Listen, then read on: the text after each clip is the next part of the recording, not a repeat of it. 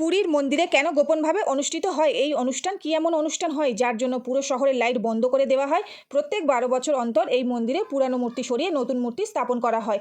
আর এই অনুষ্ঠান এতটাই গোপনভাবে করা হয় যে পুরো মন্দির চত্বরে কাউকে ভিতরে প্রবেশ করতে দেওয়া হয় না। কিন্তু এতটা গোপন কেন করা হয়?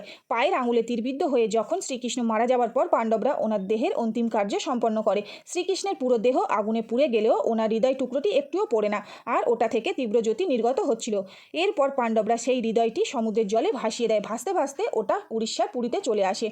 এরপর পুরীর রাজা স্বপ্নাদেশে পুরীর সমুদ্র থেকে ওই হৃদয় সংগ্রহ করে এবং জগন্নাথ দেবের মূর্তি বানিয়ে হৃদয়টি সেই মূর্তির ভিতরে রেখে দেয়। এখনও পর্যন্ত প্রত্যেক ১২ বছর পর শ্রীকৃষ্ণের ওই আসল হৃদয়, যেটাকে বর্তমানে ব্রহ্ম পদার্থ বলা হয়, যেটা পুরানো মূর্তি থেকে নতুন মূর্তিতে স্থানান্তরিত করা হয়।